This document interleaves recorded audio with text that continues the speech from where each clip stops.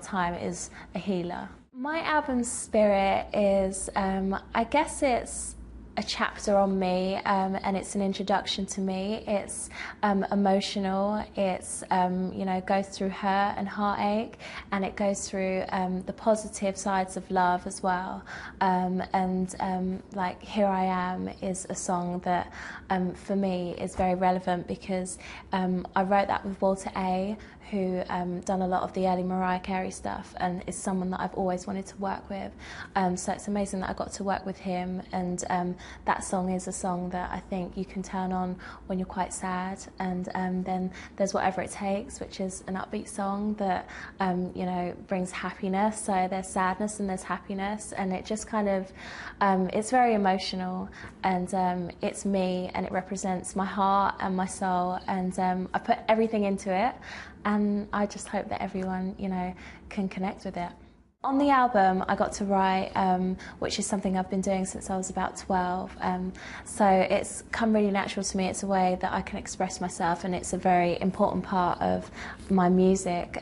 So I got to write loads and record loads on the album, and then it kind of got whittled down to what's on the album now and what best represented me, and kind of went across all of the kind of different borders. So I think that on the album there are 2 songs that I've written, and on Bleeding Love, the B-side, which is Forgiveness. So that's a really important part of what I do, and definitely something that I'm going to continue to do in the future.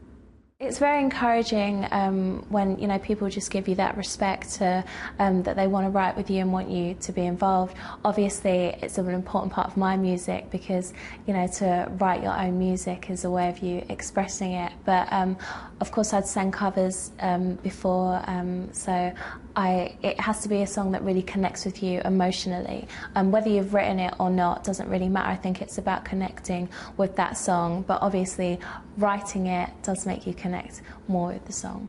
I'm always writing, and I've always got new ideas and coming up with different things. So I'd love to carry on doing it, writing for myself and for others in the future as well, definitely.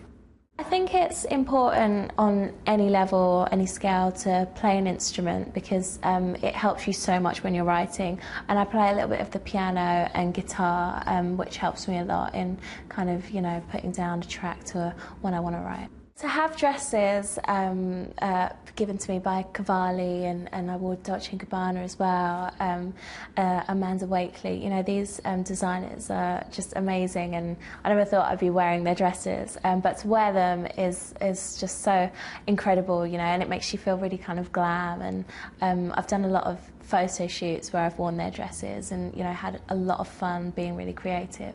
But when I'm at home, obviously I don't like slouch in front of my TV in a big old Cavalli gown, but I'm just kind of just normal jeans and t-shirt kind of girl, and I love Topshop brands as well as like Chloe and like cute little designers as well, so I mix and match everything now. It was really hard to choose the showcase tracks just because I'm so in love with all of the songs on the album, but I sang Whatever It Takes because it's so upbeat, and I think it's a real positive message. And then I sang Bleeding Love because it's my single, and you can really emote on it and it really draws people in. And then Homeless was one of the first songs that I recorded for the album, so for me that was a real landmark in beginning this whole journey. And then I sang First Time Ever I Saw Your Face, just because I think it's just such a wonderful song. It's one of my favourite songs of all time, and a simple but really emotive lyric. I think with the showcases, it was very different performing on those to performing on the X Factor, just because with the showcases you had a lot of record company people, a lot of songwriters, and a lot of people from the media, so it is quite a hard audience, whereas I guess on the X Factor people were really kind of just open to anything and just really wanted to support you, so I guess it's just 2 different audiences. I love performing live, and I love being able to just connect with people. And I remember the first time I actually saw people singing my song Bleeding Love. I did a big radio show in Birmingham, and to hear people kind of singing your songs, and it's just amazing. So, you know, to have that feeling of people singing along with you and supporting you is kind of indescribable. Because I've always had singing lessons, I've kind of always stuck to what I've always done, you know, as far as warming up your voice. And I guess it's like any athlete would do when you're exercising, you know, you warm up your muscles, because your voice is a muscle as well, you warm up. And I still do my classical repertoire because that's what I started off doing. So it's all about keeping a balance and just kind of having fun with it and enjoying it. When I warm up, I'll warm up and I love to sing My Funny Valentine. That's a really great song to warm up to when you do the Shaka Khan version, because she does a lot of runs and going up and down in your range. And Anytime You Need a Friend by Mariah Carey is always a great song to sing, because it's just such a kind of feel-good, positive song. So just be given the opportunity to you know, be able to connect with people on, you know, a worldwide scale is incredible.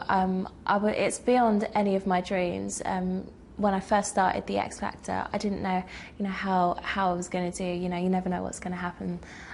But the way it's been received in the UK, the support has been incredible. So I'm just always so grateful and so thankful to that, and to now, you know, have the doors open to kind of the world is amazing for me. So it's I'm just kind of so dedicated to it because I've been given this opportunity that so many people would love to have.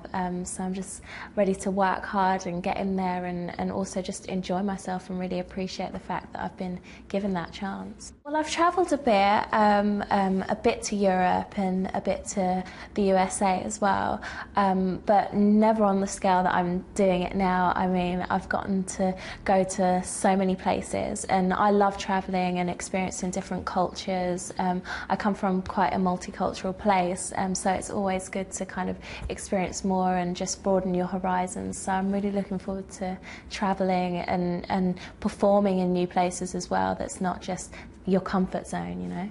I've always wanted to go to Australia, just because, not only because it's sunny, but just to experience. I think there's such a vast amount that you can experience out there. So I'm looking forward to going to Australia. I'm really looking forward to going to Asia as well. I've never been to Asia before, so yeah, just to experiencing all these new places is going to be incredible. Well, I think that, you know, worldwide, everywhere is important to me.